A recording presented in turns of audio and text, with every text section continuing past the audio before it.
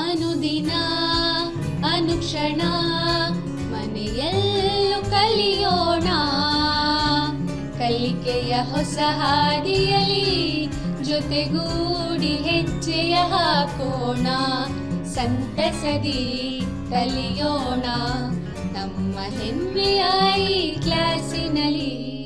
Yes sir. Yes teacher. Present ma'am. ಎಲ್ಲರಿಗೆ ನಮಸ್ಕಾರ.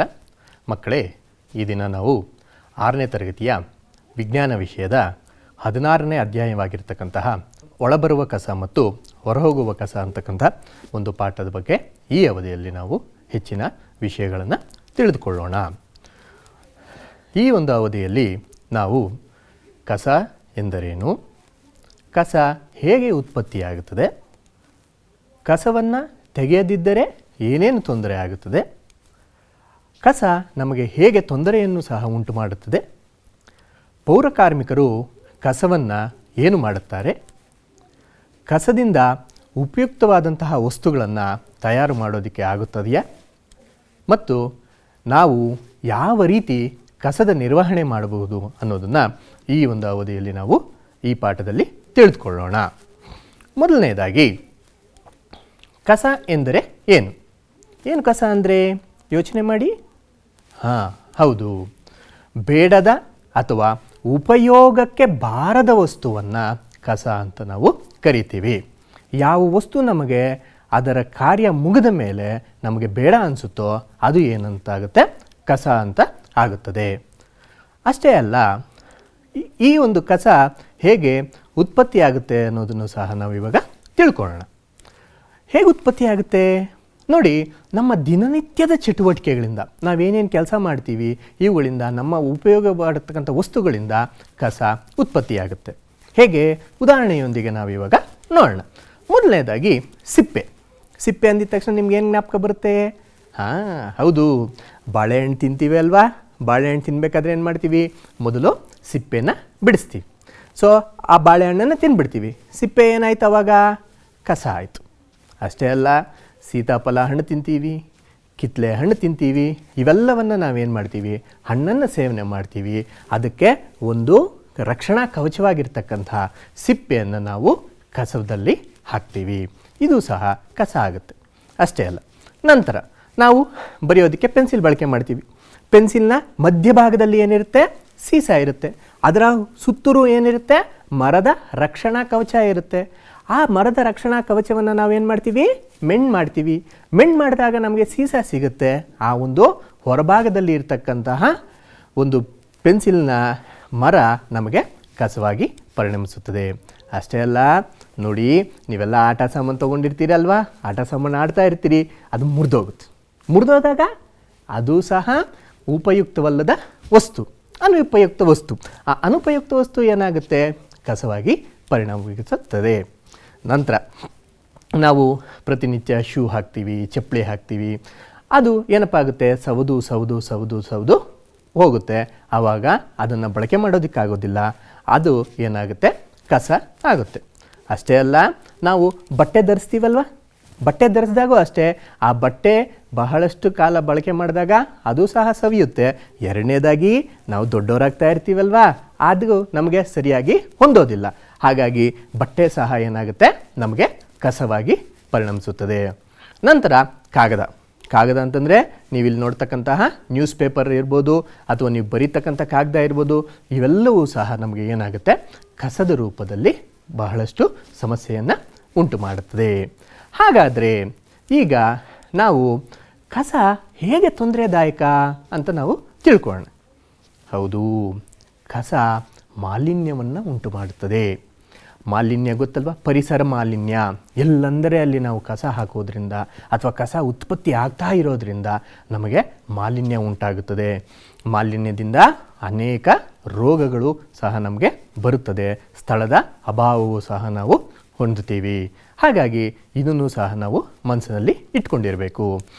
ಹಾಗಾದರೆ ಕಸದ ನಿರ್ವಹಣೆಯನ್ನು ಹೇಗೆ ಮಾಡಬೇಕು ಅನ್ನೋದನ್ನು ನಾವೀಗ ತಿಳ್ಕೊಳ್ಳೋಣ. ನೋಡಿ, ಕೆಲವೊಂದು ನಗರ ಪ್ರದೇಶಗಳಲ್ಲಿ ನೀವು ನೋಡಿರ್ಬೋದು. ಈ ನಗರ ಪ್ರದೇಶಗಳಲ್ಲಿ ಏನು ಮಾಡ್ತಾರೆ? ಪೌರಕಾರ್ಮಿಕರು ಇರ್ತಾರಲ್ವ, ಈ ಪೌರಕಾರ್ಮಿಕರು ಕಸವನ್ನೆಲ್ಲ ನಿಮ್ಮ ಮನೆಯಿಂದ ಸಂಗ್ರಹ ಮಾಡ್ತಾರೆ. ಆ ಸಂಗ್ರಹ ಮಾಡಿದಂಥ ಕಸನ ಅವರು ಎಲ್ಲಿಗೆ ಸಾಗಿಸ್ತಾರೆ? ನೀವೇನಾದರೂ ಯೋಚನೆ ಮಾಡಿದ್ದೀರಾ? ಹೌದು, ಊರಿನ ಹೊರಗೆ ಸಾಗಿಸ್ತಾರೆ. ಆ ಊರಿನ ಹೊರಗೆ ಸಾಗಿಸ್ಬಿಟ್ಟು ಏನು ಮಾಡ್ತಾರೆ ನೋಡಿ, ಆ ಒಂದು ಕಸವನ್ನು 2 ಭಾಗಗಳಾಗಿ ವಿಂಗಡಣೆ ಮಾಡ್ತಾರೆ. ಒಂದನೇ ಭಾಗ ಉಪಯೋಗಿಸಬಲ್ಲ ಕಸ. ಯಾವ ಕಸವನ್ನು ನಾವು ಮರುಬಳಕೆ ಮಾಡೋಕ್ಕಾಗುತ್ತೋ ಅದು ಉಪಯೋಗಿಸಬಲ್ಲ ಕಸ. ಎರಡನೇದು ಉಪಯೋಗಿಸಲಾಗದ ಕಸ. ಈ ಕಸವನ್ನು ನಾವು ಮರುಬಳಕೆ ಮಾಡೋದಕ್ಕೆ ಆಗೋದಿಲ್ಲ, ಅಂತಹ ಒಂದು ಕಸ ಉಪಯೋಗಿಸಲಾಗದ ಕಸ. ಏನು ಮಾಡ್ಬೋದು ಆ ಉಪಯೋಗಿಸಲಾಗದ ಕಸವನ್ನು? ಅಂದರೆ ನಾವು ಆ ಉಪಯೋಗಿಸಲಾಗದ ಕಸವನ್ನು ತಗ್ಗು ಪ್ರದೇಶಗಳಲ್ಲಿ ತುಂಬಿಸ್ತಾರೆ. ನೋಡಿ, ಈ ಟ್ರಕ್ ಇದೆಯಲ್ಲ, ಈ ಟ್ರಕ್ಕಲ್ಲಿ ಎತ್ಕೊಂಬಂದು ತಗ್ಗಾದ ಪ್ರದೇಶದಲ್ಲಿ ಏನು ಮಾಡ್ತಾ ಇದ್ದಾರೆ, ಆ ಒಂದು ಕಸವನ್ನು ಹರಡ್ತಾ ಇದ್ದಾರೆ. ನಂತರ ಈ ಚಿತ್ರದಲ್ಲಿ ನೋಡಿರ್ಬೋದು, ಬುಲ್ಡೋಸರ್ಗಳ ಸಹಾಯದಿಂದ ಆ ಒಂದು ಕಸವನ್ನು ಸಮತಟ್ಟು ಮಾಡ್ತಾ ಇದ್ದಾರೆ. ಈ ರೀತಿಯಾಗಿ ತಗ್ಗು ಪ್ರದೇಶಗಳಲ್ಲಿ ಈ ಒಂದು ಕಸವನ್ನು ಹರಡ್ತಾರೆ. ಈ ಒಂದು ಕಸವನ್ನು ಹರಡಿಬಿಟ್ಟು ಅದರ ಮೇಲೆ ಒಂದು ಮಣ್ಣಿನ ಪದರವನ್ನು ಹಾಕ್ತಾರೆ. ಯಾಕೆ ಹಾಕ್ತಾರೆ ಹೇಳಿ? ಕಸ ಹಾಗೇ ಇದ್ದರೆ ನೊಣಗಳು, ಸೊಳ್ಳೆಗಳು, ಬೇರೆ ಬೇರೆ ಪ್ರಾಣಿಗಳು ಅವೆಲ್ಲ ಸೇರಿಕೊಂಡು ಅದನ್ನು ಇನ್ನಷ್ಟು ಹರಡಿ ಇನ್ನಷ್ಟು ಮಾಲಿನ್ಯವನ್ನು ಉಂಟು ಮಾಡುತ್ತೆ. ಆ ಮಾಲಿನ್ಯವನ್ನು ಉಂಟು ಮಾಡಬಾರ್ದು ಅನ್ನೋ ಕಾರಣದಿಂದಾಗಿ ನೋಡಿ, ಇಡೀ ಕಸದ ಮೇಲೆ ಏನು ಮಾಡ್ತಾರೆ, ಮಣ್ಣನ್ನು ಹಾಕ್ತಾರೆ. ಈ ಮಣ್ಣನ್ನು ಹಾಕಿದಾಗ ಈ ಹೊರಗಡೆ ಇರ್ತಕ್ಕಂತಹ ಜೀವಿಗಳು ಯಾವುದು ಬರೋದಿಲ್ಲ ಮತ್ತು ಆ ಕಸ ಅಲ್ಲೇ ಭದ್ರವಾಗಿ ಇರುತ್ತದೆ. ಇದನ್ನು ನಾವು ನೆಲಭರ್ತಿ ಅಂತ ಕರಿತೀವಿ, ಲ್ಯಾಂಡ್ ಫಿಲ್ ಅಂತ ಇಂಗ್ಲೀಷಲ್ಲಿ ಕರಿತೀವಿ. ಹೀಗೆ ಕಸವನ್ನು ಒಂದು ರೀತಿಯಾಗಿ ನಿರ್ವಹಣೆ ಮಾಡ್ತೀವಿ. ಈ ನೆಲಭರ್ತಿ ಆದಂತಹ ಒಂದು ಸ್ಥಳವನ್ನು ಸಂಪೂರ್ಣವಾಗಿ ತುಂಬಿದ ನಂತರ ಇದನ್ನು ಉದ್ಯಾನವನ, ಹೌದು ಗಾರ್ಡನ್ ಅಥವಾ ಆಟದ ಮೈದಾನ, ಪ್ಲೇ ಗ್ರೌಂಡ್ ಆಗಿ ಮಾಡ್ತೀವಿ. ಇದರ ಮೇಲೆ ಮುಂದಿನ 20 ವರ್ಷಗಳಲ್ಲಿ ಯಾವುದೇ ಕಟ್ಟಡವನ್ನು ನಿರ್ಮಿಸುವುದು ಇಲ್ಲ. ಯಾಕೆ ಹೇಳಿ? ಹೌದು, ಅಲ್ಲಿ ಕೆಳಗಡೆ ಇರತಕ್ಕಂಥ ಕಸ ಬಹಳಷ್ಟು ಸಡಿಲವಾಗಿರುತ್ತದೆ. ಹಾಗಾಗಿ ಯಾವುದೇ ರೀತಿಯಾದಂತಹ ಭದ್ರವಾದ ಬುನಾದಿ ಹಾಕೋಕ್ಕಾಗೋದಿಲ್ಲ. ಹಾಗಾಗಿ ಈ ಒಂದು ನೆಲಭರ್ತಿ ಮಾಡಿದಾಗ ನಾವು ಅಲ್ಲಿ ಒಂದು 20 ವರ್ಷಗಳವರೆಗೂ ಯಾವುದೇ ಕಟ್ಟಡವನ್ನು ನಿರ್ಮಿಸೋದಿಲ್ಲ ಮತ್ತು ಅದನ್ನು ಉದ್ಯಾನವನ ಮತ್ತು ಆಟದ ಮೈದಾನವಾಗಿ ಮಾಡ್ತೀವಿ. ನಂತರ ನಾವು ಮೊದಲೇ ನೋಡಿದಾಗೆ ಕಸವನ್ನು ಉಪಯೋಗಿಸಬಲ್ಲ ಕಸ, ಉಪಯೋಗಿಸಲಾಗದ ಕಸ ಅಂತ ಮಾಡಿದ್ದೀವಿ. ಆ ಉಪಯೋಗಿಸಬಲ್ಲ ಕಸವನ್ನು ನಾವೇನು ಮಾಡ್ತೀವಿ, ಮಿಶ್ರ ಗೊಬ್ಬರವಾಗಿ ಪರಿವರ್ತನೆ ಮಾಡ್ತೀವಿ. ಅದನ್ನು ಗೊಬ್ಬರವಾಗಿ ಪರಿವರ್ತನೆ ಮಾಡಿ ಅದನ್ನು ಮಿಶ್ರ ಗೊಬ್ಬರವಾಗಿ ಪರಿವರ್ತನೆ ಮಾಡ್ತೇವೆ. ಹಾಗಾಗಿದ್ದರೆ ನಾವು ನಮ್ಮ ಮನೆಯಲ್ಲಿ ಸಹ ಈ ರೀತಿ ಗೊಬ್ಬರವನ್ನು ಮಾಡ್ಕೋಬಹುದಾ ಅನ್ನೋ ಪ್ರಶ್ನೆ ನಿಮಗೆ ಬರಬಹುದು. ಖಂಡಿತವಾಗೂ ಸಹ ನಮ್ಮ ಮನೆಯಲ್ಲಿ ನಾವು ಗೊಬ್ಬರವನ್ನು ತಯಾರು ಮಾಡಿಕೊಳ್ಳಬಹುದು. ಹೇಗೆ? ಒಂದು ಸಣ್ಣ ಚಟುವಟಿಕೆ ಮೂಲಕ ನೋಡೋಣ. ನಿಮ್ಮ ಮನೆಯಲ್ಲಿ ಸಂಗ್ರಹವಾಗುವ ಕಸವನ್ನು ಗುಂಪುಗಳಾಗಿ ವಿಂಗಡಿಸಿ. ಯಾವ ರೀತಿ ಗುಂಪುಗಳು ಮಾಡಬೇಕು ಅಂತಂದರೆ ನೋಡಿ, ಮೊದಲನೇ ಗುಂಪಲ್ಲಿ ಏನಪ್ಪ ಮಾಡಬೇಕಂತಂದರೆ, ಅಡುಗೆ ಮನೆಯಲ್ಲಿ ಉತ್ಪತ್ತಿ ಆಗ್ತಕ್ಕಂಥ ಕಸವನ್ನು ಒಂದು ಗುಂಪು ಮಾಡ್ಕೊಳೋದು. ಅಡುಗೆ ಮನೆಯಲ್ಲಿ ಯಾವ ಕಸ ಉತ್ಪತ್ತಿ ಆಗುತ್ತೆ ಹೇಳಿ ನೋಡೋಣ. ಹೌದು, ಮೊದಲನೇದಾಗಿ ನಾವು ಅವಾಗಲೇ ತಿಳ್ಕೊಂಡಂಗೆ ಸಿಪ್ಪೆ, ಹಣ್ಣು ಮತ್ತು ತರಕಾರಿ ಸಿಪ್ಪೆ. ಅಮ್ಮ ಸಾರು ಮಾಡೋವಾಗ, ಬೇರೆ ಬೇರೆ ರೀತಿಯಾದಂಥ ಪಲ್ಯ ಮಾಡೋವಾಗ ತರಕಾರಿನ ಹಚ್ತಾರೆ, ಆ ಒಂದು ಸಿಪ್ಪೆಯನ್ನು ತೆಗೆದಿಡ್ತಾರೆ ಅಲ್ವಾ. ಆ ಸಿಪ್ಪೆ ಎಲ್ಲ ಏನಾಗುತ್ತೆ, ತ್ಯಾಜ್ಯವಾಗುತ್ತೆ, ಕಸ ಆಗುತ್ತೆ. ಅದನ್ನು ಒಂದು ಕಡೆ ಇಟ್ಕೊಳ್ಳಿ. ಅದೇ ಗುಂಪಿಗೆ ಮೊಟ್ಟೆಯ ಚಿಪ್ಪು. ನೀವು ಮೊಟ್ಟೆ ನೋಡಿದ್ದೀರಿ, ಮೊಟ್ಟೆಯನ್ನು ಹೊರ ಕವಚ ಇದೆಯಲ್ಲ, ಆ ಹೊರ ಕವಚವನ್ನು ನಾವು ತಿನ್ನೋದಿಲ್ಲ. ಅದರ ಒಳಗಡೆ ಇರತಕ್ಕಂತಹ ಲೋಳೆಯನ್ನು ನಾವು ಆಹಾರವಾಗಿ ಸೇವನೆ ಮಾಡ್ತೀವಿ. ಆದರೆ ಮೊಟ್ಟೆಯ ಹೊರ ಭಾಗವನ್ನು ನಾವು ಆಹಾರವಾಗಿ ಸೇವನೆ ಮಾಡೋದಿಲ್ಲ, ಅದು ಕಸ ಆಗುತ್ತೆ. ಅದನ್ನು ಮತ್ತು ಈಗ ಟೀ ಮಾಡ್ತೀವಲ್ಲ, ಟೀ ಮಾಡಿದಾಗ ಏನಾಗುತ್ತೆ, ಚರಟ ಉಳಿಯುತ್ತಲ್ಲ, ಆ ಚರಟ ಇದನ್ನು ಮತ್ತು ತ್ಯಾಜ್ಯ ಆಹಾರ, ಕೆಲವೊಂದು ಆಹಾರವನ್ನು ನಾವು ಸ್ವಲ್ಪ ತಿಂದಿರ ಹಾಗೆ ಬಿಟ್ಟಿರ್ತೀವಿ. ಇವನ್ನೆಲ್ಲವನ್ನು ಒಂದು ಗುಂಪು ಮಾಡಿಕೊಳ್ಳಿ. ಎರಡನೇ ಗುಂಪಲ್ಲಿ ದಿನಪತ್ರಿಕೆಗಳು, ನ್ಯೂಸ್ ಪೇಪರ್ಸ್ ಏನು ನೋಡ್ತೀವಿ, ಈ ನ್ಯೂಸ್ ಪೇಪರ್ಸ್ ಅವತ್ತು ಓದಿದ್ದಾಗೋದ್ಮೇಲೆ ಮುಂದಿನ ದಿನಕ್ಕೆ ಅದು ಕಸ. ಅದನ್ನು ಆ ಒಂದು ದಿನಪತ್ರಿಕೆಗಳನ್ನು ಇನ್ನೊಂದು ಗುಂಪು ಮಾಡಿಕೊಳ್ಳಿ. ಅಷ್ಟೇ ಅಲ್ಲ, ನಿಮ್ಮ ಮನೆಯಲ್ಲಿ ಕೈತೋಟ ಏನಾದರೂ ಇದ್ದರೆ ಆ ಕೈತೋಟದಲ್ಲಿ ಒಣಗಿರ್ತಕ್ಕಂಥ ಎಲೆಗಳೇನಿರ್ತವೆ ಅದನ್ನೆಲ್ಲ ಒಂದು ಕಡೆ ಗುಡಿಸಿ ಒಂದು ಕಡೆ ಇಟ್ಕೊಳ್ಳಿ. ಅಷ್ಟೇ ಅಲ್ಲ, ನೀವು ಈ ಒಂದು ಅಂಗಡಿಗಳಿಗೆ ಹೋದಾಗ ನಿಮಗೆ ಕಾಗದದ ಚೀಲಗಳನ್ನು ಕೊಡ್ತಾರೆ, ಪೇಪರ್ ಕವರ್ಸ್ ಕೊಡ್ತಾರಲ್ಲ, ಅವನ್ನು ಸಹ ನೀವು ಈ ಒಂದು ಗುಂಪಿಗೆ ಸೇರಿಸಿ. ಇದು ಎರಡನೆಯ ಗುಂಪು. ಮೂರನೇ ಗುಂಪಾಗಿ ನೀವು ಹಾಕಿಕೊಂಡಂತಹ ಹಳೆಯ ಬಟ್ಟೆಗಳನ್ನು ಮತ್ತು ಪಾಲಿಥಿನ್ ಚೀಲ, ಈ ಪ್ಲಾಸ್ಟಿಕ್ ಕವರ್ಸ್ ಅಂತ ಏನು ಹೇಳ್ತೀವಿ ಆ ರೀತಿಯಾದಂತಹ ಚೀಲಗಳು ಮತ್ತು ಒಡೆದ ಗಾಜಿನ ಚೂರುಗಳು, ಗಾಜಿನ ಲೋಟ ಮತ್ತು ಗಾಜಿನ ಪದಾರ್ಥಗಳೇನಿರ್ತವೆ ಇವೆಲ್ಲ ಒಡೆದೋಗಿರುತ್ತಲ್ಲ, ಇವನ್ನೆಲ್ಲವನ್ನು ಸಹ ನೀವು ಒಂದು ಗುಂಪಾಗಿ ಮಾಡಿಕೊಳ್ಳಿ. ನಂತರ ಅಲ್ಯೂಮಿನಿಯಂ ಹೊದಿಕೆ ನೋಡಿದ್ದೀರಲ್ವಾ? ಹೌದು, ಅಮ್ಮ ಏನು ಮಾಡ್ತಾಳೆ, ಚಪಾತಿ ಮಾಡಿದ್ಮೇಲೆ ಅದಕ್ಕೆ ಬಿಸಿಯಾಗಿರಲಿ ಅಂತ ಸುತ್ತಿ ಕೊಡ್ತಾಳೆ ಅಲ್ವಾ, ಅದು ಒಂದು ಅಲ್ಯೂಮಿನಿಯಂ ಹೊದಿಕೆ, ಅಲ್ಯೂಮಿನಿಯಂ ಫಾಯಿಲ್ ಅಂತ ಕರಿತೀವಲ್ವಾ, ಅದನ್ನು ಮತ್ತು ಹಳೆಯ ಚಪ್ಪಲಿ, ಶೂ ಇದು ಮತ್ತು ಮುರಿದ ಆಟಿಕೆಗಳು, ಇವನ್ನೆಲ್ಲ ನೀವು ಇನ್ನೊಂದು ಗುಂಪಾಗಿ ಮಾಡಿಕೊಳ್ಳಿ. ಒಂದನೇದಾಗಿ ಅಡಿಗೆ ಮನೆ ಕಸ, ಎರಡನೇದಾಗಿ ದಿನಪತ್ರಿಕೆ ಇತ್ಯಾದಿಗಳು, ಮೂರನೇದಾಗಿ ಬಟ್ಟೆ ಚೂರು, ಇವುಗಳನ್ನು ನೀವು ಗುಂಪಾಗಿ ಮಾಡಿಕೊಳ್ಳಿ. ಈ ಒಂದು ಮೂರೂ ಗುಂಪನ್ನು ಬೇರೆ ಬೇರೆ ಪ್ಲಾಸ್ಟಿಕ್ ಚೀಲದಲ್ಲಿ ಹಾಕಿ ಅದನ್ನು ಕಟ್ಟಿಬಿಟ್ಟು ಅದನ್ನು ಮಣ್ಣಿನ ಒಳಗೆ ಮುಚ್ಚಿಡಿ. ಕೆಲವು ದಿನಗಳಾದ ನಂತರ ಆ ಮಣ್ಣನ್ನು ತೆಗೆದು, ಈ ಪ್ಲಾಸ್ಟಿಕ್ ಚೀಲವನ್ನು ತೆಗೆದು ಅದರಲ್ಲಿ ಏನಾಗಿರುತ್ತೆ, ಆ ಒಂದು ಕಸದಲ್ಲಿ ಯಾವ ರೀತಿಯಾದಂತಹ ಬದಲಾವಣೆ ಆಗಿರುತ್ತೆ ಅನ್ನೋದನ್ನು ನೀವು ಗಮನಿಸಿ. ಆ ರೀತಿಯಾಗಿ ಗಮನಿಸಿದಾಗ ನಿಮಗೆ ಬಹಳ ಮುಖ್ಯವಾಗಿ ಕಸದಲ್ಲಿ 4 ವಿಧವಾದಂತಹ ಬದಲಾವಣೆಗಳು ಹೊಂದಿರೋದನ್ನು ನೀವು ನೋಡ್ತೀರಿ. ಒಂದನೇ ವಿಧ ಯಾವುದು ಅಂದರೆ ಸಂಪೂರ್ಣವಾಗಿ ಕೊಳೆಯುವ ಕಸ. ಇದು ಸಂಪೂರ್ಣವಾಗಿ ಯಾವುದೇ ರೀತಿ ವಾಸನೆ ಇಲ್ಲದೆ ಕೊಳೆತಿರುತ್ತೆ. ಇದು ಒಂದನೇ ರೀತಿಯಾದಂಥ ಕಸದ ಬದಲಾವಣೆ. ಎರಡನೇದಾಗಿ ಭಾಗಶಃ, ಅಂದರೆ ಅಷ್ಟು ಜಾಸ್ತಿ ಕೊಳೆತಿರೋದಿಲ್ಲ, ಆದರೆ ಕೊಳಿತಾ ಇರುತ್ತೆ. ಇದು ಎರಡನೇ ರೀತಿಯ ಬದಲಾವಣೆ. ಮೂರನೇ ರೀತಿಯ ಬದಲಾವಣೆ ಸಂಪೂರ್ಣ ಕೊಳೆತೋಗಿದೆ, ಆದರೆ ದುರ್ನಾತ ಇದೆ. ಏನು ದುರ್ನಾತ ಅಂದರೆ?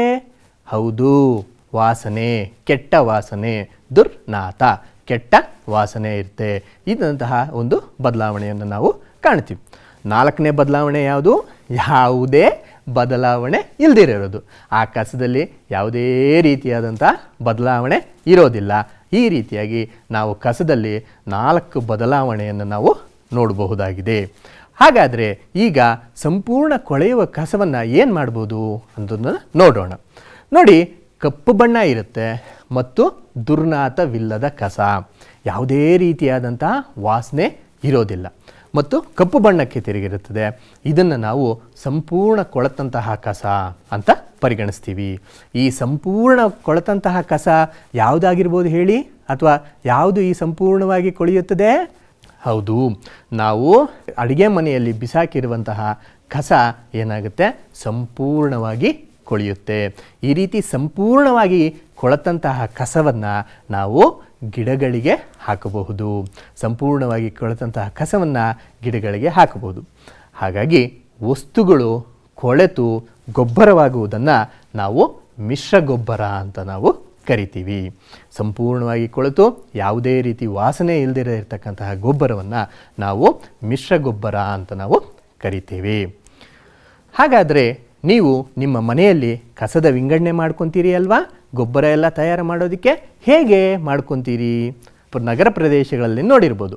ಅವ್ರು ಏನು ಮಾಡ್ತಾರೆ, ಕಸವನ್ನು ಸಂಗ್ರಹಣೆ ಮಾಡೋದಕ್ಕೆ 2 ರೀತಿಯಾದಂತಹ ಡಬ್ಬಿಗಳನ್ನು ಅಥವಾ ಬಕೆಟ್ಗಳನ್ನು ನೀಡ್ತಾರೆ. ಒಂದು ನೀಲಿ ಬಣ್ಣದ್ದಿರುತ್ತೆ, ಎರಡನೇದು ಹಸಿರು ಬಣ್ಣದ ಕಸದ ಬುಟ್ಟಿ ಇರುತ್ತದೆ. ಯಾಕೆ ಇಲ್ಲಿ 2 ರೀತಿಯಾದಂತಹ ಬಣ್ಣವನ್ನು ನೀಡಿದ್ದಾರೆ ಅಥವಾ ಅದರಲ್ಲಿ ಯಾವ ಬಣ್ಣದಲ್ಲಿ ಯಾವ ಕಸವನ್ನು ಹಾಕಬೇಕು ಅನ್ನೋದನ್ನು ನಾವೀಗ ನೋಡೋಣ. ಮೊದಲನೇದಾಗಿ ನೀಲಿ ಬಣ್ಣದ ಕಸದ ಬುಟ್ಟಿ. ಈ ನೀಲಿ ಬಣ್ಣದ ಕಸದ ಬುಟ್ಟಿಯಲ್ಲಿ ಪ್ಲಾಸ್ಟಿಕ್, ಲೋಹ, ಗಾಜು ಅಂತಹ ಮರುಬಳಕೆ ಮಾಡತಕ್ಕಂತಹ ವಸ್ತುಗಳು. ಪ್ಲಾಸ್ಟಿಕ್ಕು ಕೊಳೆಯೋದಿಲ್ಲ, ಹೌದಾ? ಲೋಹನೂ ಕೊಳೆಯೋದಿಲ್ಲ, ಗಾಜು ಕೊಳೆಯೋದಿಲ್ಲ ಅಂತ ನೀವು ಈಗಾಗಲೇ ಚಟುವಟಿಕೆಯಿಂದ ನೋಡಿದ್ದೀರಿ. ಇಂಥವನ್ನು ಏನು ಮಾಡಬೇಕು, ನೀವು ಈ ಒಂದು ನೀಲಿ ಬಣ್ಣದ ಕಸದ ಬುಟ್ಟಿಗೆ ಹಾಕಬೇಕು. ಇವನ್ನು ಏನು ಮಾಡ್ಬೋದು, ಈ ಪ್ಲಾಸ್ಟಿಕ್ ಆಗಿರ್ಬೋದು, ಲೋಹ ಆಗಿರ್ಬೋದು, ಅದೇ ರೀತಿಯಾಗಿ ಗಾಜು ಆಗ್ಬೋದು, ಇವನ್ನು ನಾವು ಮರುಬಳಕೆ ರೀಸೈಕ್ಲಿಂಗ್ ಮಾಡಬಹುದು. ಅದೇ ರೀತಿಯಾಗಿ ಹಸಿರು ಬಣ್ಣದ ಕಸದ ಬುಟ್ಟಿ ಸಹ ನಮಗೆ ನೀಡಿರ್ತಾರೆ. ಈ ಹಸಿರು ಬಣ್ಣದ ಕಸದ ಬುಟ್ಟಿಯಲ್ಲಿ ಏನನ್ನು ಹಾಕ್ಬೋದು ಅಥವಾ ಏನು ಹಾಕಬೇಕು ಅಂದರೆ ಅಡಿಗೆ ಮನೆಯಲ್ಲಿನ ತ್ಯಾಜ್ಯ ಮತ್ತು ಇತರೆ ಸಸ್ಯ ಅಥವಾ ಪ್ರಾಣಿ ತ್ಯಾಜ್ಯಗಳನ್ನು ಸಂಗ್ರಹಿಸಲು ಹಸಿರು ಬುಟ್ಟಿ. ಯಾಕೆ ಯೋಚನೆ ಮಾಡಿ. ಹೌದು, ಇದು ಸಂಪೂರ್ಣವಾಗಿ ಕೊಳೆಯುತ್ತೆ, ಯಾವುದೇ ರೀತಿಯಾದಂತಹ ಒಂದು ವಾಸನೆ ಇರೋದಿಲ್ಲ. ಇದನ್ನು ನಾವು ಏನು ಮಾಡ್ಬೋದು, ಹೌದು, ಗೊಬ್ಬರವಾಗಿ ಪರಿವರ್ತನೆ ಆಗೊಂಡಿರುತ್ತದೆ. ಹಾಗಾಗಿ ಈ ಹಸಿರು ಬುಟ್ಟಿಯಲ್ಲಿ ಅಡುಗೆ ಮನೆ ತ್ಯಾಜ್ಯ ಮತ್ತು ಸಸ್ಯ ಮತ್ತು ಪ್ರಾಣಿಗಳ ತ್ಯಾಜ್ಯವನ್ನು ನಾವು ಹಾಕಿ ವಿಂಗಡಣೆ ಮಾಡಿ ಕೊಡಬೇಕು. ಇದರ ಜೊತೆಗೆ ಇನ್ನೂ ಕೆಲವೊಂದು ಕಸವನ್ನು ನಮ್ಮ ಮನೆಗಳಲ್ಲಿ ನಾವು ನೋಡ್ತೀವಿ. ಅದರಲ್ಲಿ ಬಹಳ ಮುಖ್ಯವಾಗಿ ನಮ್ಮ ಕೈತೋಟದಲ್ಲಿ ಇರ್ತಕ್ಕಂತಹ ಒಣಗಿದ ಎಲೆಗಳು. ಈ ಒಣಗಿದ ಎಲೆಗಳನ್ನು ಏನು ಮಾಡಬೇಕು ನೋಡಿ. ಆ ಒಣಗಿದ ಎಲೆಗಳನ್ನು ಇಲ್ಲಿ ಏನು ಮಾಡ್ತಾ ಇದ್ದಾರೆ, ಸುಡ್ತಾ ಇದ್ದಾರೆ. ಆ ಒಣಗಿದ ಎಲೆಗಳನ್ನು ಸುಟ್ಟಾಗ ಏನಾಗುತ್ತದೆ, ಹೊಗೆ ಮತ್ತು ಅಪಾಯಕಾರಿಯಾದಂತಹ ಅನಿಲಗಳು ಬಿಡುಗಡೆ ಆಗುತ್ತದೆ. ಕಾರ್ಬನ್ ಮೊನಾಕ್ಸೈಡ್ ಅಂತಕ್ಕಂತಹ ಬಹಳಷ್ಟು ತೀವ್ರ ಪರಿಣಾಮಕಾರಿಯಾದಂತಹ ಒಂದು ಅನಿಲಗಳು ಬಿಡುಗಡೆ ಹೊಂದುತ್ತದೆ. ಅದು ನಮ್ಮ ಆರೋಗ್ಯದ ಮೇಲೆ ಕೆಟ್ಟ ಪ್ರಭಾವಗಳನ್ನು ಬೀರುತ್ತದೆ. ಅದಕ್ಕೋಸ್ಕರ ಈ ಒಂದು ಒಣಗಿದ ಎಲೆಗಳನ್ನು ನಾವು ಏನು ಮಾಡಬೇಕಂತಂದರೆ, ಈಗಾಗಲೇ ನೋಡಿದಂಗೆ ಅವುಗಳನ್ನೆಲ್ಲ ಕೊಳೆಸಿ ಮಿಶ್ರ ಗೊಬ್ಬರವಾಗಿ ಪರಿವರ್ತನೆ ಮಾಡಿ ಮತ್ತೆ ಅದನ್ನು ಗಿಡಗಳಿಗೆ ಹಾಕಬಹುದು. ಗಿಡಗಳಿಗೆ ಹಾಕೋದ್ರಿಂದ ಅದು ಹೆಚ್ಚು ಫಲವತ್ತಾದಂತಹ ಒಂದು ಪೋಷಕಾಂಶಗಳು ಗಿಡಗಳಿಗೆ ಸಿಗುತ್ತದೆ. ಈಗ ಇನ್ನೊಂದು ರೀತಿಯಾದಂತಹ ಗೊಬ್ಬರವನ್ನು ಹೇಗೆ ನಾವು ತಯಾರಿಸಬಹುದು ಅನ್ನೋದನ್ನು ನೋಡೋಣ. ಅದರಲ್ಲಿ ಬಹಳ ಮುಖ್ಯವಾಗಿ ನಿಮಗೊಂದು ಪ್ರಶ್ನೆ, ರೈತನ ಮಿತ್ರ ಯಾರು? ಹೌದು, ರೈತನ ಮಿತ್ರ ಎರೆಹುಳು. ಎರೆಹುಳುವನ್ನು ನಾವು ರೈತನ ಮಿತ್ರ ಅಂತ ನಾವು ಕರಿತೀವಿ. ಈ ಒಂದು ಎರೆಹುಳುವನ್ನು ನಾವು ಬಳಕೆ ಮಾಡಿಕೊಂಡು ನಾವು ಕಸವನ್ನು ರಸವಾಗಿ ಮಾಡಬಹುದು. ಹೇಗೆ? ಗೊಬ್ಬರವಾಗಿ ಪರಿವರ್ತನೆ ಮಾಡುವುದು. ಅದನ್ನು ಒಂದು ಸಣ್ಣ ಚಟುವಟಿಕೆ ರೂಪದಲ್ಲಿ ನೀವು ಸಹ ಮಾಡಿ ನೋಡಿ. ಎರೆಹುಳುವನ್ನು ಬಳಕೆ ಮಾಡಿಕೊಂಡು ಮಾಡುವ ಗೊಬ್ಬರವನ್ನು ಎರೆ ಗೊಬ್ಬರ ಅಂತ ಕರಿತೀವಿ.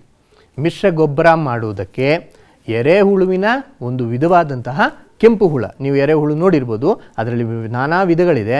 ಅದರಲ್ಲಿ ಈ ಕೆಂಪು ಹುಳ ಇದೆಯಲ್ಲ, ಇದನ್ನು ನಾವು ಬಳಕೆ ಮಾಡಿಕೊಂಡು ಎರೆ ಗೊಬ್ಬರವನ್ನು ಮಾಡ್ತೀವಿ.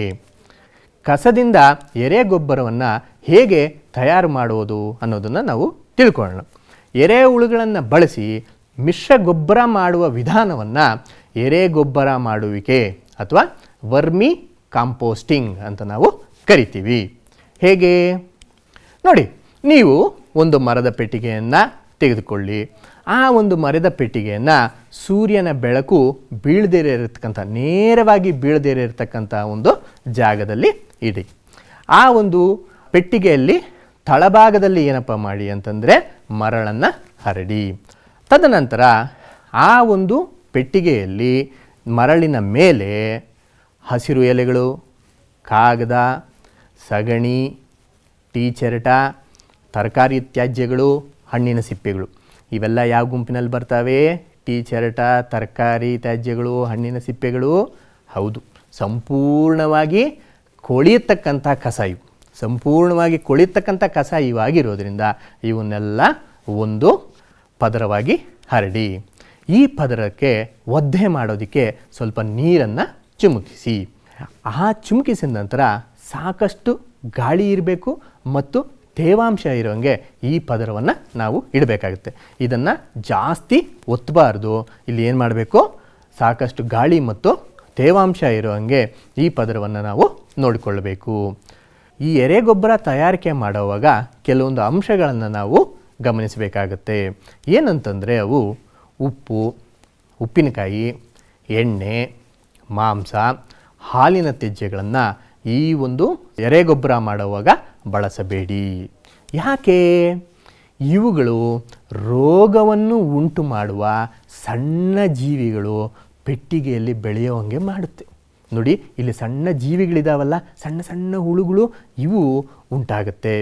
ಉಪ್ಪಿನಕಾಯಿ, ಎಣ್ಣೆ, ಮಾಂಸ, ಹಾಲಿನ ತ್ಯಾಜ್ಯಗಳೇನಾದರೂ ಇದ್ದರೆ ಈ ಒಂದು ಸಣ್ಣ ಜೀವಿಗಳು ಉಂಟಾಗಿ ಆ ಗೊಬ್ಬರವನ್ನು ನಾಶ ಮಾಡುತ್ತದೆ. ಹಾಗಾಗಿ ಇವನ್ನು ನಾವು ಎರೆಗೊಬ್ಬರ ತಯಾರಿಕೆಯಲ್ಲಿ ಬಳಕೆ ಮಾಡಬಾರದು. ನಂತರ ಈ ಒಂದು ಪದರ, ಸಿಪ್ಪೆಯ ಪದರ ಎಲ್ಲ ನಾವು ಹಾಕಿದ್ದೀವಲ್ಲ, ಆ ಸಿಪ್ಪೆಯ ಪದರದಲ್ಲಿ ಕೆಲವೊಂದು ಕೆಂಪು ಹುಳುಗಳು ಅಥವಾ ಎರೆಹುಳುಗಳು ಏನಿದಾವೆ, ಎರೆಹುಳಿನ ವಿಧ ಎರೆಹುಳುಗಳನ್ನು ಆ ಪದರದ ಮೇಲೆ ಬಿಡಿ.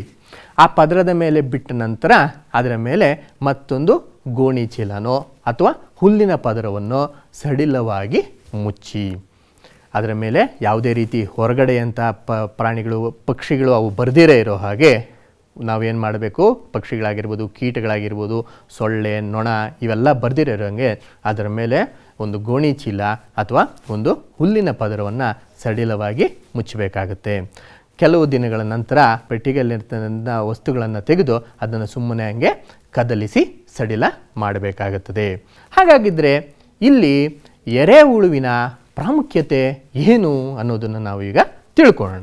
ಯಾಕೆ ಎರೆಹುಳವನ್ನು ನಾವು ಬಳಸ್ತೀವಿ ಅಥವಾ ಎರೆಹುಳ ಗೊಬ್ಬರ ಮಾಡೋದಕ್ಕೆ ಹೇಗೆ ಸಹಕಾರಿಯಾಗುತ್ತೆ ಅನ್ನೋದನ್ನು ನಾವು ಈಗ ನೋಡೋಣ. ನೋಡಿ, ಎರೆಹುಳುಗಳಿಗೆ ಹಲ್ಲುಗಳು ಇರೋದಿಲ್ಲ, ಅವಕ್ಕೆ ಹಲ್ಲುಗಳು ಇರೋದಿಲ್ಲ. ಹಾಗಾಗಿದ್ದರೆ ಅವು ಏನು ಮಾಡ್ತವೆ ಅಂತಂದರೆ ಅವುಗಳಿಗೆ ಗಿಜಾರ್ಡ್ ಅಂತಕ್ಕಂಥ ರಚನೆಗಳು ಇರುತ್ತದೆ. ಆ ಎರೆಹುಳುಗೆ ಏನಿರುತ್ತೆ, ಹಲ್ಲುಗಳ ಬದಲು ಗಿಜಾರ್ಡ್, ಎರಡನೇ ಜಠರ, ಈ ರೀತಿಯಾದಂಥ ರಚನೆ ಇರುತ್ತದೆ. ಈ ಗಿಜಾರ್ಡ್ ಏನಪ್ಪ ಮಾಡುತ್ತೆ, ಆಹಾರವನ್ನು ಅರಿಯೋದಕ್ಕೆ ಸಹಾಯ ಮಾಡುತ್ತದೆ. ಎರೆಹುಳುಗಳಿಗೆ ಆಹಾರವನ್ನು ಅರಿಯೋದಕ್ಕೆ ಸಹಾಯ ಮಾಡುವ ಅಂಗ ಯಾವುದು? ಗಿಜಾರ್ಡ್. ಎರೆಹುಳುಗಳು ಆಹಾರವನ್ನು ಅರಿಯೋದಕ್ಕೆ ಸಹಾಯ ಮಾಡುತ್ತೆ ಈ ಗಿಜಾರ್ಡ್. ಏನನ್ನು ಗಮನಿಸಬೇಕು ಅಂತಂದರೆ, ಎರೆಹುಳುಗಳು ಒಂದು ದಿನಕ್ಕೆ ತನ್ನ ತೂಕಕ್ಕೆ ಸಮನಾದ ಆಹಾರವನ್ನು ತಯಾರಿಸ್ತವೆ. ಅಂದರೆ ಇವಾಗ ಉದಾಹರಣೆಗೆ ನಾವು ಒಂದು 50 kg ಇದ್ದೀವಿ ಅಂತ ಅಂದ್ಕೊಳ್ಳೋಣ. ನಾವು ಎಷ್ಟು ಊಟ ಮಾಡ್ತೀವಿ? 50 kg ಊಟ ಮಾಡ್ತೀವಾ? ಇಲ್ಲ ಅಲ್ವಾ? ಆದರೆ ಎರೆಹುಳ ನೋಡಿ, ಅದು 10 ಗ್ರಾಮ್ ಇದ್ದರೆ 10 ಗ್ರಾಮ್ ಆಹಾರವನ್ನು ಸೇವನೆ ಮಾಡುತ್ತದೆ, ಅಷ್ಟು ಆಹಾರವನ್ನು ಅರಿಯುತ್ತದೆ. ಇದನ್ನು ನಾವು ಬಹಳ ಮುಖ್ಯವಾಗಿ ಗಮನಿಸಿ ಎರೆಹುಳವನ್ನು ಗೊಬ್ಬರ ಮಾಡೋದಕ್ಕೆ ನಾವು ಬಳಕೆ ಮಾಡ್ತೀವಿ. ಗೊಬ್ಬರ ಮಾಡುವಲ್ಲಿ ಎರೆಹುಳು ಹೀಗೆ ಸಹಾಯ ಮಾಡುತ್ತದೆ. ನೀವೇನಾದರೂ ಅಷ್ಟು ತಿಂತೀರಾ? ನೀವೆಲ್ಲ 30-40 kg ಇದ್ದೀರಿ, ದಿನಕ್ಕೆ 30-40 kg ತಿನ್ನೋಕ್ಕಾಗತ್ತಾ? ಇಲ್ಲ. ಆದರೆ ಎರೆಹುಳ ಏನಪ್ಪ ಮಾಡುತ್ತೆ, ತನ್ನ ತೂಕಕ್ಕೆ ಸಮನಾದಷ್ಟು ಆಹಾರವನ್ನು ಅದು ಸೇವನೆ ಮಾಡುತ್ತೆ. ಹಾಗಾಗಿ ಗೊಬ್ಬರ ಮಾಡೋದಕ್ಕೆ ಅದು ಬಹಳಷ್ಟು ಹೆಚ್ಚಿನ ಸಹಕಾರಿ ಆಗುತ್ತದೆ. ಎರೆ ಗೊಬ್ಬರದ ಪೆಟ್ಟಿಗೆ ಏನಿದೆ ಅದನ್ನು ನೀವು 3-4 ವಾರಗಳ ನಂತರ ನೋಡಿದಾಗ ಸಂಪೂರ್ಣವಾಗಿ ಕೊಳೆತಂತಹ, ಯಾವುದೇ ರೀತಿ ದುರ್ನಾತವಿಲ್ಲದಂತಹ ಮಣ್ಣಿನಂತೆ ಸಡಿಲ ಪದಾರ್ಥ ಕಾಣುತ್ತದೆ. ಮಣ್ಣಿನಷ್ಟು ಸಡಿಲವಾಗಿರ್ತಕ್ಕಂತಹ ಪದಾರ್ಥ ಕಾಣುತ್ತೆ. ಇದನ್ನು ನಾವೇನಂತ ಕರಿತೀವಿ? ಎರೆ ಗೊಬ್ಬರ ಅಂತ ನಾವು ಕರಿತೀವಿ. ನೋಡಿ, ಈ ರೀತಿಯಾಗಿ ನಾವು ಎರೆ ಗೊಬ್ಬರವನ್ನು ಮಾಡಬಹುದು. ಈಗ ಆ ಎರೆ ಗೊಬ್ಬರವನ್ನು ಹೇಗೆ ನಾವು ಸಂಗ್ರಹಣೆ ಮಾಡ್ಕೋಬೇಕು ಅನ್ನೋದನ್ನು ನೋಡೋಣ. ಈ ಒಂದು ಎರೆ ಗೊಬ್ಬರವನ್ನು ನಾವು ಪೆಟ್ಟಿಗೆಯಲ್ಲಿ ಹಾಕಿರ್ತೀವಲ್ಲ, ಆ ಪೆಟ್ಟಿಗೆಯಲ್ಲಿ ಎಲ್ಲ ತಿಂದ್ಬಿಟ್ಟಿರುತ್ತಲ್ಲ, ನಾವು ಹಾಕಿರೋದನ್ನೆಲ್ಲ ತಿಂದ್ಬಿಟ್ಟಿರುತ್ತೆ. ಅದಕ್ಕೋಸ್ಕರ ಏನು ಮಾಡೋಣ, ಸ್ವಲ್ಪ ಬೇರೆ ತ್ಯಾಜ್ಯವನ್ನು ತೆಗೆದುಕೊಂಡು ಒಂದು ಮೂಲೆಯಲ್ಲಿ ಹಾಕೋಣ. ಆ ಒಂದು ಪೆಟ್ಟಿಗೆ ಏನಿದೆ, ಈ ಪೆಟ್ಟಿಗೆಯಲ್ಲಿ ಒಂದು ಮೂಲೆಯಲ್ಲಿ ಏನು ಮಾಡೋಣ, ನಾವು ಈ ಒಂದು ಆಹಾರವನ್ನು ಹಾಕೋಣ. ಆವಾಗ ಅಲ್ಲಿ ಆಹಾರ ಇದೆ ಅಂತ ಇಲ್ಲಿ ಈ ಕಡೆ ಇರ್ತಕ್ಕಂಥ ಎರೆಹುಳುಗಳಿಗೆಲ್ಲ ಗೊತ್ತಾಗುತ್ತೆ ಅಲ್ಲ. ಈ ಎರೆಹುಳುಗಳೆಲ್ಲ ಏನು ಮಾಡುತ್ತೆ, ಆ ಮೂಲೆಗೆ ಬರುತ್ತೆ. ಆ ಮೂಲೆಗೆ ಆಹಾರ ಸೇವನೆ ಮಾಡೋಕ್ಕೆ ಬಂದಾಗ ಇಲ್ಲಿರ್ತಕ್ಕಂತಹ ಗೊಬ್ಬರವನ್ನೆಲ್ಲ ನಾವು ತೆಗೆದುಕೊಳ್ಳೋಣ. ಆ ಗೊಬ್ಬರದಲ್ಲಿ ಸಹ ಹುಳುಗಳಿದ್ದರೆ ಅವನ್ನು ನಾವು ಬೇರ್ಪಡಿಸೋಣ. ಆಮೇಲೆ ಆ ತ್ಯಾಜ್ಯಗಳನ್ನು ಹಾಗೆ ನಾವು ಮುಂದೆ ಇನ್ನೂ ಸ್ವಲ್ಪ ಹೆಚ್ಚಿನ ಎರೆ ಗೊಬ್ಬರ ಮಾಡೋದಕ್ಕೆ ಬಳಕೆ ಮಾಡ್ಬೋದು ಅಲ್ವಾ. ಹಾಗಾಗಿ ಇವನ್ನೆಲ್ಲ ಏನು ಮಾಡಿ, ಈ ಎರೆಹುಳುಗಳೆಲ್ಲ ಆಹಾರದತ್ತ ಚಲಿಸಿದಾಗ ಮೆಲ್ಲಿಗೆ ಆ ಗೊಬ್ಬರವನ್ನು ನಾವು ಸಂಗ್ರಹಣೆ ಮಾಡ್ಕೋಬೋದು. ಆ ಎಲ್ಲ ಎರೆ ಗೊಬ್ಬರವನ್ನು ಸಂಗ್ರಹ ಮಾಡಿಕೊಂಡು ನಾವು ಅದನ್ನು ಬಿಸಿಲಿನಲ್ಲಿ ಒಣಗಿಸ್ತೀವಿ. ಬಿಸಿಲಿನಲ್ಲಿ ಒಣಗಿಸಿ ನಾವು ಅದನ್ನು ಗಿಡಗಳಿಗೆ ಹಾಕಬಹುದು. ನಾವು ಕಸವನ್ನು ಗೊಬ್ಬರವಾಗಿ ಪರಿವರ್ತನೆ ಮಾಡೋದ್ರಿಂದ ಇಂತಿಷ್ಟೇ ಅಲ್ಲ, ಚೆನ್ನಾಗಿ ಗಮನಿಸಿ. ಹಿಂದಿನ ಕಾಲದಲ್ಲಿ ಅಥವಾ ಈಗಲೂ ಸಹ ಹಳ್ಳಿಗಳಲ್ಲಿ ಏನು ಮಾಡ್ತಾರೆ, ಕಸವನ್ನೆಲ್ಲ ತೆಗೆದುಕೊಂಡೋಗಿ ತಿಪ್ಪೆಗೆ ಹಾಕ್ತಾರೆ. ಆ ತಿಪ್ಪೆಯಲ್ಲಿ ಗೊಬ್ಬರ ಉಂಟಾಗುತ್ತೆ. ಆ ಗೊಬ್ಬರವನ್ನು ಬೆಳೆಗಳಿಗೆ ಬಳಕೆ ಮಾಡ್ತಾರೆ. ನಿಮಗೆ ಈಗಾಗಲೇ ನೋಡಿರ್ಬೋದು, ಬಹಳಷ್ಟು ರೈತರು ಸಾಲದ ಸುಳಿಯಲ್ಲಿ ಸಿಕ್ಕಿರ್ತಾರೆ, ಆತ್ಮಹತ್ಯೆ ಅಂತಕ್ಕಂಥದ್ದು ಮಾಡ್ಕೊತಾ ಇರ್ತಾರೆ. ಇವೆಲ್ಲವನ್ನು ತಡಿಬೇಕಾದ್ರೆ ಅವರಿಗೆ ಈ ಒಂದು ದುಬಾರಿ ರಾಸಾಯನಿಕಗಳನ್ನು ಕೊಂಡುಕೊಳ್ತಕ್ಕಂತಹ ಬಾಧೆಯನ್ನು ತಪ್ಪಿಸಬೇಕಾಗುತ್ತೆ ನಾವು. ಆ ಒಂದು ದುಬಾರಿ ರಾಸಾಯನಿಕ ಗೊಬ್ಬರಗಳನ್ನು ಬಳಕೆ ಕಡಿಮೆ ಹೇಗೆ ಮಾಡಿಸ್ಬೋದು? ಹೌದು, ನೀವೀಗ ತಯಾರು ಮಾಡಿದ್ದೀರಲ್ವಾ ಈ ಎರೆ ಗೊಬ್ಬರ, ಆ ಬೇರೆ ರಾಸಾಯನಿಕ ಗೊಬ್ಬರಗಳಿಗಿಂತ ಹೆಚ್ಚಿನ ಪೋಷಕಾಂಶಗಳನ್ನು ಕೊಡುತ್ತದೆ. ಮತ್ತು ಇನ್ನೊಂದು ಚೆನ್ನಾಗಿ ನೀವು ಜ್ಞಾಪಕ ಇಟ್ಕೊಂಡಿರ್ಬೋದು, ಆ ರಾಸಾಯನಿಕ ಗೊಬ್ಬರಗಳು ಪರಿಸರದ ಮೇಲೆ ಕೆಟ್ಟ ಪರಿಣಾಮ ಬೀರುತ್ತೆ. ಆದರೆ ಈ ಎರೆ ಗೊಬ್ಬರ ಯಾವುದೇ ರೀತಿಯಾದಂತಹ ಕೆಟ್ಟ ಪ್ರಭಾವ ಪರಿಸರದ ಮೇಲೆ ಬೀಳುವುದಿಲ್ಲ. ಇದೊಂದು ಪರಿಸರ ಸ್ನೇಹಿ ಗೊಬ್ಬರ ಮತ್ತು ಅತ್ಯಂತ ಕಡಿಮೆ ವೆಚ್ಚದಲ್ಲಿ ಪರಿಸರಕ್ಕೆ ಯಾವುದೇ ರೀತಿ ಹಾನಿಯಾಗದಂತೆ ನಮಗೆ ನಮ್ಮ ಮನೆಯಲ್ಲಿ ಅಥವಾ ನಮ್ಮ ಹೊಲದಲ್ಲಿ ನಾವೇ ತಯಾರು ಮಾಡ್ಕೋಬೋದಂತಹ ಗೊಬ್ಬರ ಈ ಎರೆ ಗೊಬ್ಬರ. ಹಾಗಾಗಿ ಈ ಎರೆ ಗೊಬ್ಬರವನ್ನು ನಾವು ಬಹಳ ಸರಳವಾಗಿ ತಯಾರು ಮಾಡಿ ನಮ್ಮ ಒಂದು ಗಿಡಗಳಿಗೆ ಅಥವಾ ನಮ್ಮ ತೋಟಗಳಿಗೆ ಹಾಕ್ಬೋದು. ಈ ರೀತಿಯಾಗಿ ನಾವು ಕಸದಿಂದ ರಸವನ್ನು ತಯಾರು ಮಾಡಬಹುದು ಮತ್ತು ಕಸವನ್ನು ಮತ್ತಷ್ಟು ಉಪಯುಕ್ತವಾಗುವ ಹಾಗೆ ನಾವು ನೋಡಿಕೊಳ್ಳಬಹುದು. ಮಕ್ಕಳೇ, ಇಲ್ಲಿವರೆಗೂ ನಾವು ಏನನ್ನು ಕಲ್ತೀವಿ ಅನ್ನೋದನ್ನು ಇನ್ನೊಮ್ಮೆ ಪುನರ್ಮನನ ಮಾಡಿಕೊಳ್ಳೋಣ. ಮೊದಲನೇದಾಗಿ ಏನಂತ ಕಲ್ತೀವಿ? ಕಸ ಎಂದರೆ ಏನು? ನಮಗೆ ಬೇಡದ ವಸ್ತುವನ್ನು ಕಸ ಎಂದು ಕರೆಯುತ್ತೇವೆ. ಕಸವು ನಮ್ಮ ದೈನಂದಿನ ಚಟುವಟಿಕೆಗಳಿಂದ ಉಂಟಾಗುತ್ತದೆ. ನಾವು ದಿನಗಳು ಏನೇನು ಕೆಲಸ ಮಾಡ್ತೀವೋ ಅದರಿಂದ ಕಸ ಉಂಟಾಗುತ್ತದೆ. ಉದಾಹರಣೆಗೆ ಒಂದು ಪೇಸ್ಟ್ ತಗೊಳ್ಳಿ, ಆ ಪೇಸ್ಟ್ಗೆ ಒಂದು ಡಬ್ಬ ಕೊಟ್ಟಿರ್ತಾನೆ. ಆ ಒಂದು ಡಬ್ಬ ಏನಪ್ಪ ಆಗುತ್ತೆ? ಪೇಸ್ಟ್ ತೊಗೊಂಡಿದ ನಂತರ ಆ ಒಂದು ಪೇಪರ್ನ ಡಬ್ಬ ನಮಗೆ ಕಸವಾಗಿ ಪರಿಣಮಿಸುತ್ತದೆ. ಈ ರೀತಿ ನಮ್ಮ ದೈನಂದಿನ ಚಟುವಟಿಕೆಗಳಿಂದ ನಾವು ಕಸವನ್ನು ಉತ್ಪತ್ತಿ ಮಾಡ್ತೇವೆ.